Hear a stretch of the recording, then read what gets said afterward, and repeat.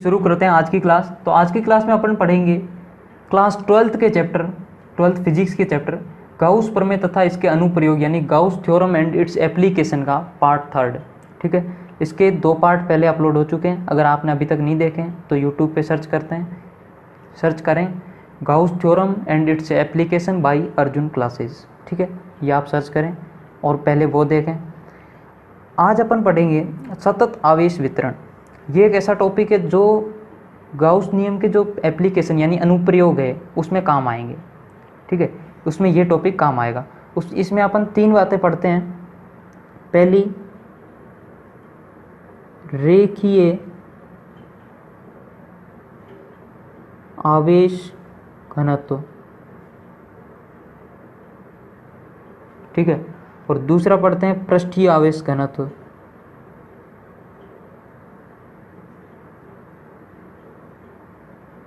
पृष्ठीय आवेश घनत्व।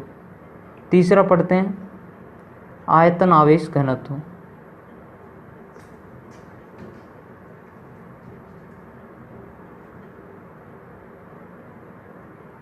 ठीक है, ये अपन तीनों टॉपिक चैप्टर विद्युत आवेश एवं क्षेत्र में भी पढ़ चुके हैं, लेकिन इसमें मैं एक बार फिर पढ़ाऊंगा क्योंकि ये इस चैप्टर में भी काम आएगा। ठीक, तो टॉपिक है अपना सतत आवेश वितरण। इसको शुरू करने से पहले मैं आपको बताऊंगा कि अपन एक बार बात देखते हैं कि आवेश को अपन कैसे कैसे वितरित कर सकते हैं। अपने पास कोई वस्तु है, ठीक है, उस पर अपने को आवेश वितरित करना है, मतलब उसको आवेश देना है। तो अपन कैसे दे सकते हैं? एक तो उसके लेंथ के अनुदिश, जैसे अपने पास कोई तार है तो उसको अपन लेंथ के अनुदिश दे सकते हैं। और अपने पास कोई खोखला गोला है, ठीक है, तो उसको कैसे देंगे? खोखला है तो उसकी सतह पे आवेश आएगा, अंदर तो खोखला है तो आवेश जाएगा नहीं, क्योंकि आवेश वहीं जाता है जहाँ द्रव्यमान होता है। बिना द्रव्यमान के आवेश नहीं रह सकता। ठीक है, तो खोखला अंदर से है तो सिर्फ सरफेस पे रहेगा, तो उसको अपन क्या कह सकते हैं?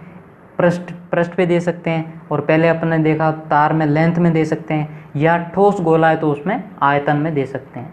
ठीक है, इन 3 तरीके से दे सकते हैं। तो अब अपन देखते हैं सतत आवेश वितरण। ठीक है, तो आवेश के किसी पृष्ठ यानी क्षेत्रफल, जो खोखले वाला मैंने एग्जाम्पल दिया था, या आयतन या लंबाई में एक समान वितरण को सतत आवेश वितरण कहते हैं। यानी कि आवेश के किसी पृष्ठ पर आयतन में या उसकी लंबाई में एक समान अगर आवेश को वितरित किया जाए तो उसे क्या बोलते हैं? सतत आवेश वितरण।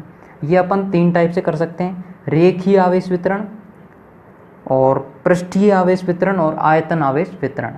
पहला देखते हैं रेखीय आवेश वितरण।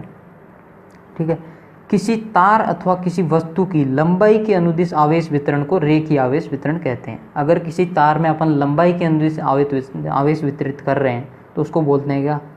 रेखीय आवेश वितरण।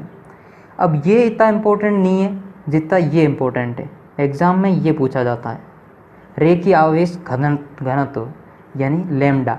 रेखीय आवेश घनत्व क्या होता है, इसका क्या फॉर्मूला होता है और इसकी क्या यूनिट होती है यानी क्या इकाई होती है, ये एग्जाम में पूछा जाता है। तो ये होता है, इसको लैम्डा से दर्शाया जाता है। प्रति इकाई लंबाई में उपस्थित आवेश को रेखीय आवेश घनत्व कहते हैं। प्रति इकाई लंबाई में, यानी कि अपने पास अगर 10 मीटर लंबाई की कोई तार है तो उसमें 10 मीटर में मान लो कितने 20 कूलाम आवेश है।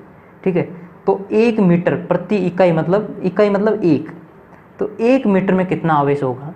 तो 10 मीटर में 20 कूलाम है तो 1 मीटर में कितना होगा? 2 कूलाम। तो वो 2 कूलाम जो होगा वो क्या होगा? रेखीय आवेश घनत्व। यानी कि यूनिट लेंथ में कितना आवेश है वो उसका होता है रेखीय आवेश घनत्व।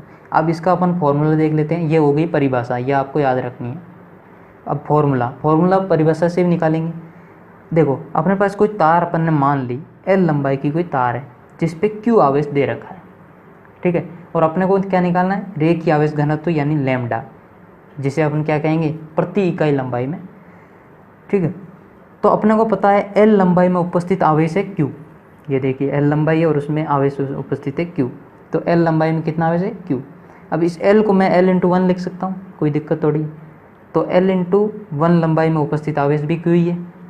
अब L को मैं उधर भाग में ले जाता हूँ तो क्या बच जाएगा? 1 लंबाई मतलब यूनिट लेंथ में आवेश क्या होगा? Q/L। जो एल इधर गुणा में था भाग में आ गया, क्यू बाई एल। तो अब अपने को पता है ये क्या आ गया, यूनिट लेंथ में आवेश क्यू बाई एल। अब यूनिट लेंथ में आवेश को अपन क्या बोलते हैं, लैम्डा, यानी कि रेखीय आवेश घनत्व। तो lambda is equal to Q by L, ये आ गया इसका फॉर्मूला। अब देखते हैं रेखीय आवेश घनत्व की इकाई यानी यूनिट। तो यूनिट अपने को फॉर्मूला पता है तो यूनिट निकाल सकते हैं। देखो फॉर्मूला क्या है किसका, रेखीय आवेश घनत्व का, lambda is equal to Q by L. तो क्यू बाई एल, क्यू की यूनिट क्या होती है, कूलाम, बटा एल की मीटर। तो इसकी यूनिट हो जाएगी लैम्डा की कूलाम बटा मीटर। ठीक है, अब एक एग्जांपल देखते हैं। यदि किसी आर त्रिज्या की वलय या रिंग को प्लस क्यू आवेश दिया जाता है तो रेखीय आवेश घनत्व बताइए। ठीक है, क्या दिया जाता है, प्लस क्यू आवेश दिया जाता है तो लैम्डा का मान निकालना है। मान लिया अपन ने ये कोई वलय रिंग है, इस पर अपन ने प्लस क्यू आवेश दिया है। ठीक है, तो क्यू का मान, लैम्डा का मान अपने को निकालना है। तो lambda is equal to Q by L होता है, ये अपने को पता है। अब क्यू का मान यहाँ क्या दे रखा है, प्लस क्यू बटा एल। अब इस वलय के लिए एल क्या होता है एक्चुअल में, उस तार जो भी होती है उसकी लेंथ। अब यहाँ तार को अपन ने मोड़ के एक रिंग बना रखा है, तो उस रिंग की लेंथ क्या होगी, कि रिंग को अपन क्या मान सकते हैं, सर्कल। ठीक है, सर्कल यानी कि वृत्त।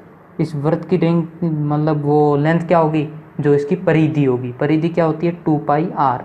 तो 2 पाई आर का भाग दे देंगे, जो कि आएगी कूलाम बटा मीटर में, ये इसकी यूनिट है। एग्ज़ाम में यूनिट लिखना कभी भी ना भूलें। ठीक है, तो ये हो गया रेखीय आवेश वितरण। अब जैसे रेखीय आवेश वितरण था वैसे पृष्ठीय आवेश वितरण भी होता है। ठीक है, इसमें अपन आवेश को पृष्ठ पे वितरित करते हैं। तो देखते हैं पृष्ठीय आवेश वितरण। यदि किसी वस्तु के पृष्ठ पर आवेश वितरित किया जाए तो उसे पृष्ठीय आवेश वितरण कहा जाता है। पृष्ठ मतलब क्षेत्रफल।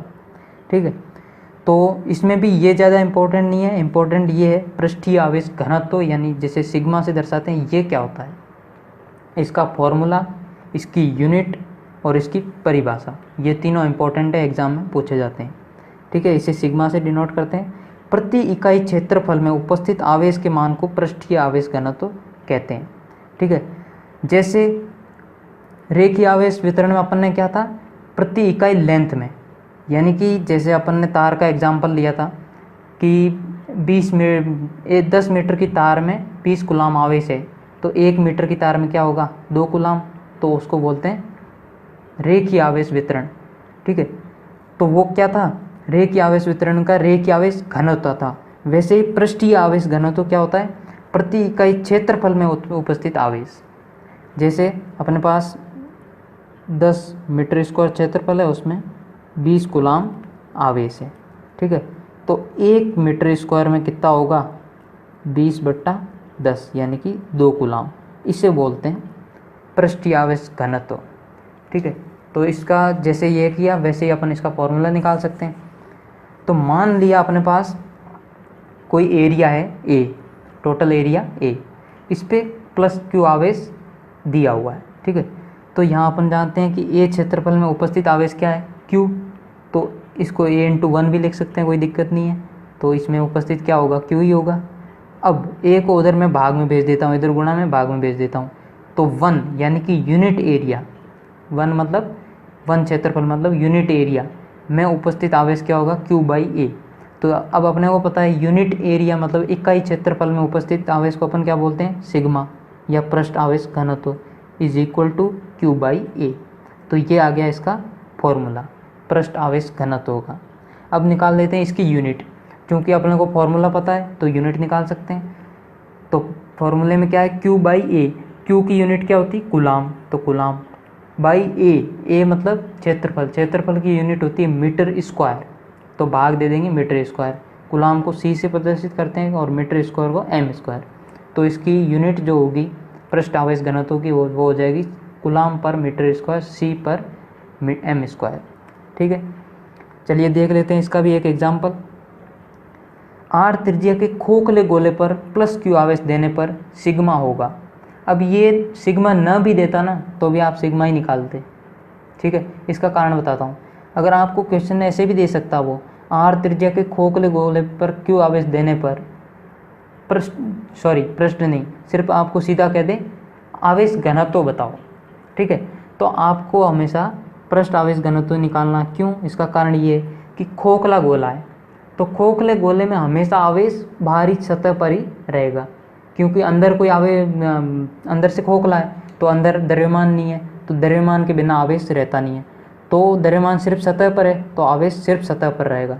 सतह मतलब पृष्ठ, तो उस पृष्ठ के लिए अपन हमेशा सिग्मा यूज करते हैं। ठीक है, लंबाई के लिए लैम्डा, और अगर ये गोला ठोस होता तो अपन वो आयतन वाला यूज कर जो अभी अपन आगे पढ़ेंगे। ठीक है, तो इसके लिए अपन क्या करेंगे? सिग्मा। लेकिन यहाँ तो दे दिया है कि सिग्मा निकालना है, तो sigma is equal to Q by A, ये अपने को पता है, क्यू बाई ए। क्यू कितना है? प्लस क्यू भाग ए। अब एक खोखले गोले का क्षेत्रफल कितना होता है? 4 पाई आर स्क्वायर, यानी कि एक सर्कल के क्षेत्रफल का 4 गुना।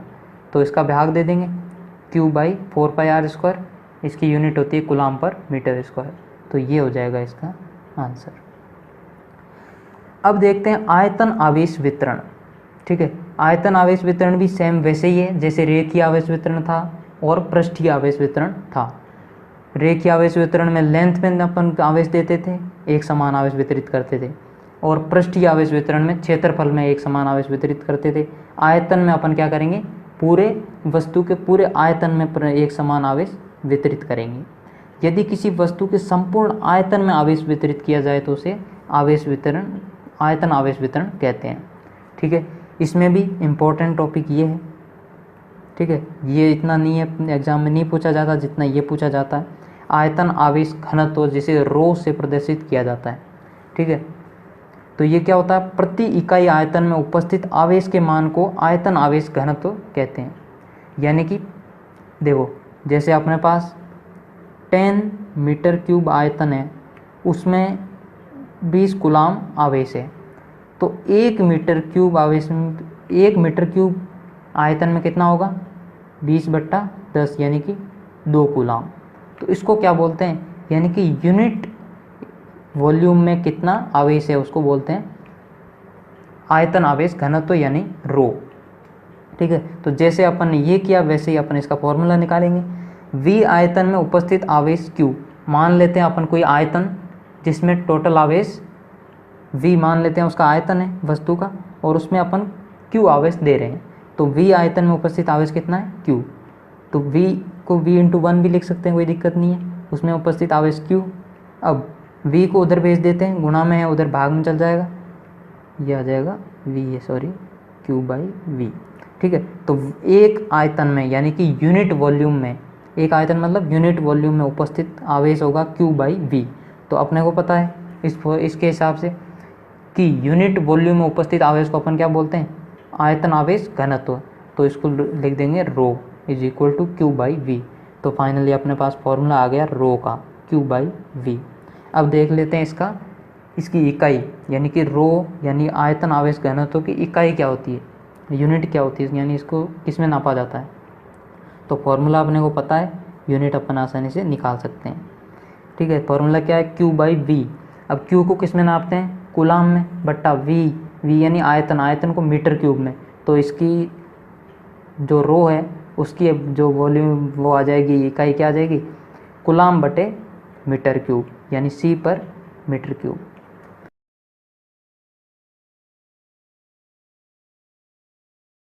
ठीक है, अब इसका भी एक एग्जांपल देख लेते हैं। R त्रिज्या के ठोस गोले को प्लस Q आवेश देने पर आवेश घनत्व। अब देखो, इसमें सीधा आवेश घनत्व पूछा है, ना कि आयतन आवेश घनत्व पूछा है। ठीक है, इसका मतलब ये अपने को खुद समझ लेना है कि इसमें अपन आयतन आवेश घनत्व निकालेंगे। क्यों? क्योंकि दिया क्या है? ठोस गोला। ठीक है, तो ठोस गोले पे अगर अपन आवेश देंगे तो वो हमेशा उसके पूरे के अंदर फैलेगा, ऐसे नहीं कि सिर्फ सतह पे फैलेगा, पूरे के अंदर फैलेगा। ठीक है, तो पूरे के अंदर फैलेगा मतलब आयतन में फैला है, तो इसके लिए अपन क्या निकालेंगे? आयतन आवेश घनत्व निकालेंगे, यानी कि रो निकालेंगे। तो रो इज इक्वल टू अपन जानते हैं Q बाई V। Q कितना है? प्लस Q, यानी कि Q बट्टा आयतन, ठोस गोले का आयतन होता है 4/3 पाई R क्यूब, अगर इसकी त्रिज्या R है दे रखी है। ठीक है, तो इसका हो गया रो आ जाएगा Q by 4/3 pi R cube coulomb पर मीटर क्यूब।